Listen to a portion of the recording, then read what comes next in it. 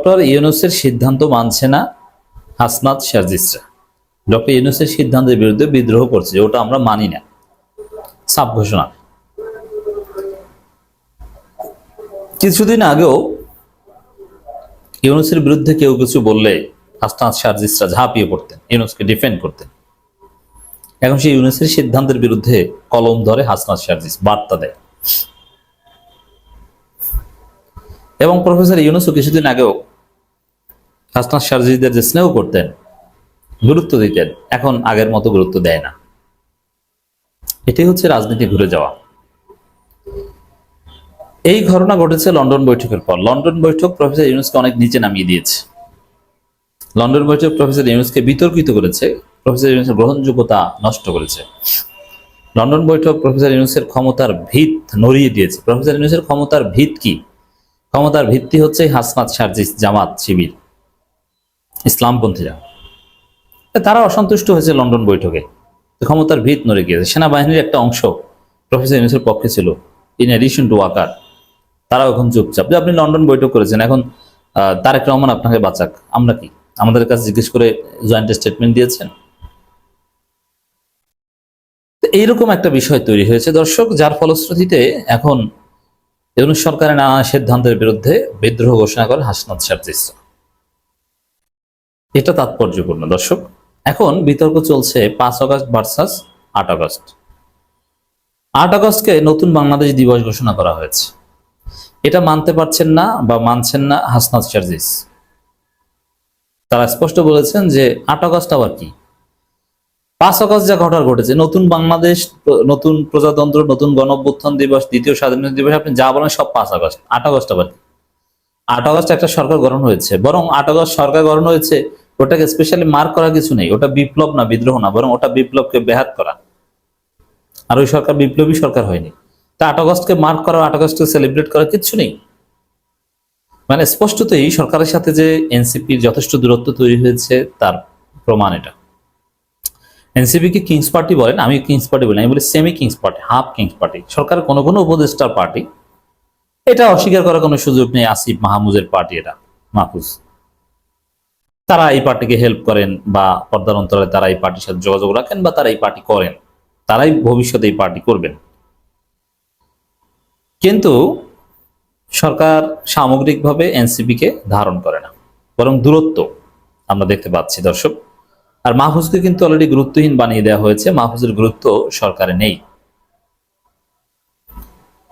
অন্তর্বর্তী সরকার গঠনের দিন 8 আগস্টকে নতুন বাংলাদেশ দিবস। আচ্ছা, 8 আগস্ট কিভাবে নতুন বাংলাদেশ হয়? সরকার গঠন করেছে এজন্য নতুন বাংলাদেশ? এটা কোনো যুক্তি? 8 আগস্ট কি ঘটেছে বাংলাদেশে? রক্ত ঝরেছে? কিছুই তো না। সরকার শপথ নিয়েছে, কোনো একটা সরকার শপথ নিলে, কিন্তু শপথ যে কারণে নিল আপনি সেটার উপর ভিত্তি করে ধরবেন। আপনার দিবস স্পেশালি গুরুত্ব দিতে হলে আপনি সে 1 দফা ঘোষণার দিনটাকে দেন, 9 দফা ঘোষণার দিনতে দিবস ঘোষণা করেন, আবু সাইদ শহীদের দিন দিবস ঘোষণা করেন, যেটা ইতিহাসের বাক পরিবর্তনের, বাক বদলের ইনসিডেন্ট গুলো। যেমন যেদিন 9 দফা ঘোষণা না করলে 1 দফা হতো না, কোটা সংস্কার আন্দোলন ওখানে শেষ। তো 9 দফাকে মার্ক করেন ওই দিন, এটা তাৎপর্যপূর্ণ। 9 দফা না হলে ওই ইউনূস ক্ষমতায় বসতে পারতো না। 9 দফা না হলে 1 দফা হতো না, 1 দফা না হলে হাসিনার পতন হতো না। 1 দফা যেদিন ঘোষণা করেছে, মার্চ ফর ঢাকা ঘোষণা করেছে, আপনি ওইটাকে মার্ক করেন। কিন্তু 8 আগস্ট তো কিছু না। 8 আগস্টের চাইতে 1 দফা ঘোষণার দিন, 9 দফা ঘোষণার দিন, আবু সাইদের শাহাদাতের দিন ইম্পর্টেন্ট। আবু সাইদরা মৃত্যুবরণ না করলে জাতি, বাঙালি জাতি জেগে উঠতো না। বিএনপি জামাতের কথায় তাদের নেতাকর্মীরাও সবাই মাঠে নামে নেয়। অতএব 8 আগস্ট কিছু না। হাসনাত শারজিসের বক্তব্য ঠিক, 8 আগস্টকে সেলিব্রেট করা কিছুই নেই। যদি এরকম হতো, হ্যাঁ 8 আগস্ট একটা বিপ্লবী সরকার গঠিত হয়েছে শহীদ মিনারে বসে। যেমন আপনারা বাংলাদেশের ইতিহাস পড়লে দেখবেন যে 17ই এপ্রিল উদযাপন করা হয় প্রবাসী সরকার হিসাবে। মুজিবনগর বৈদ্যনাথ তলায় বট গাছের নিচে বসে শপথ নিয়েছিল, এটা উদযাপন করার আছে, কারণ ওটা একটা বিপ্লবী সরকার ছিল, প্রবাসী সরকার কাম বিপ্লবী সরকার।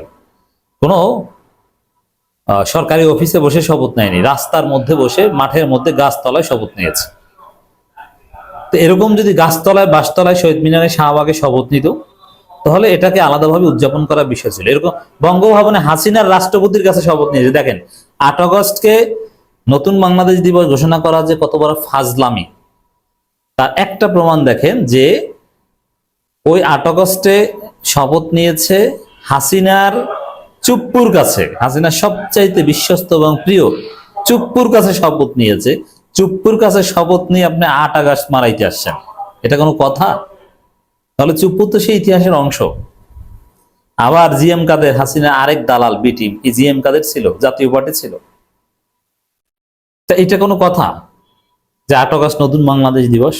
এগুলো আমরা মানি না, এগুলো আমরা উদযাপন করবো না। আমরা উদযাপন করবো 5 আগস্ট, আমরা উদযাপন করব 16 জুলাই, আমরা উদযাপন করব 9 দফা ঘোষণা দিবস, 1 দফা ঘোষণা দিবস। এই নতুন বাংলাদেশ দিবস ঘোষণার সিদ্ধান্তকে প্রত্যাখ্যান করেছে জাতীয় নাগরিক পার্টির মুখ্য সংগঠক দক্ষিণাঞ্চলের মুখ্য সংগঠক হাসনাত আব্দুল্লাহ ও জাতীয় নাগরিক পার্টির মুখ্য সংগঠক উত্তরাঞ্চলের সাজিদ আলম। এরা প্রত্যাখ্যান, এই প্রত্যাখ্যান যৌক্তিক।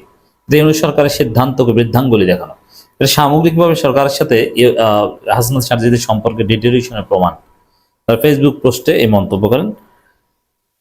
হাসনাত আব্দুল্লাহ বলেন, নতুন বাংলাদেশের প্রকৃত জন্মদিন 5 আগস্ট, 8 আগস্ট নয়। ক্লিয়ার কথা। হাসনাত লিখেছেন, নতুন বাংলাদেশের জন্ম হয়েছে 5 আগস্ট, 8 আগস্ট নয়। ছাত্র ও সাধারণ জনতার রক্ত, ঘাম আর বিপ্লবের এই অর্জনকে সরকার একচেটিয়া করে নেওয়ার প্রয়াস মেনে নেওয়া যাবে না। 8 আগস্ট হলে ছাত্র জনতার তেমন স্টেক নেই, ওটা তো সরকারের। এর মানে এখন সরকারকে ইতিহাসে পাঠ বানাতে চাচ্ছে ছাত্র জনতাকে ওভারলুক করে। অতএব এটা পরিবর্তন করতে হবে, এটা আমরা মানব না, এটা মাস্ট পরিবর্তন করতে হবে। অন্তর্বর্তী সরকার গঠনের দিন 8 আগস্ট নতুন বাংলাদেশ দিবস ঘোষণার সিদ্ধান্ত প্রত্যাখ্যান করে জাতীয় নাগরিক মুখ্য সংগঠক সাজিদ আলম। তিনি ফেসবুকে লিখেছেন, 8 আগস্ট দ্বিতীয় স্বাধীনতা শুরু হয়নি, দ্বিতীয় স্বাধীনতা নষ্টের, এটা খুব গুরুত্বপূর্ণ। সার্জিসের প্রেজেন্টেশনটা দেখেন। দ্বিতীয় স্বাধীনতা নষ্টের, ছাড় দেওয়ার এবং বিপ্লব ব্যাহাতের কর্মযজ্ঞ শুরু হয়েছে। এই ভাষা থেকে বোঝা যায় যে ইউনূস সরকারের সাথে সার্জিস আলমদের সম্পর্ক ভালো যাচ্ছে না।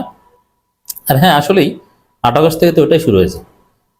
চুপ্পুর হাতে শপথ নিয়েছেন, দল তো দ্বিতীয় স্বাধীনতা নষ্টেরই একটা কর্মযজ্ঞ। আপনি শহীদ মিনারে শপথ নিলে, বিপ্লবী স্বর গ্রহণ করলে, এই শহীদ পরিবারের হাতে শপথ নিলে তখন বুঝতাম যে না, এটা বিপ্লব। কিন্তু আপনি বিপ্লবকে ছাড় দেওয়া শুরু করেছেন 8 আগস্ট। এটা শিক্ষার্থীরা বুঝতে পারেনি বলেই ভুল হয়েছে। এই জন্য বিপ্লব আরেকটা করবো আমরা। 5 আগস্ট জুলাই গণঅভ্যুত্থান দিবস এবং দ্বিতীয় স্বাধীনতা দিবস, রাইট। এর আগে গত বুধবার 25 জুন সরকারের পক্ষ থেকে ঘোষণা করা হয় যে 8 আগস্টকে নতুন বাংলাদেশ দিবস হিসেবে পালন করা হবে। এ উপলক্ষে মন্ত্রিপরিষদ বিভাগ থেকে একটি পরিপত্র জারি করা হয়েছে, যেখানে দিবসটি যথাযোগ্য মর্যাদা পালনের নির্দেশনা দেয়। এটা পরিবর্তন করতে হবে মাস্ট। সরকারি পরিবর্তনের দিনটি জাতীয় ও আন্তর্জাতিক দিবস পালন সংক্রান্ত খ শ্রেণীভুক্ত দিবস হিসেবে অন্তর্ভুক্ত করা হয়েছে।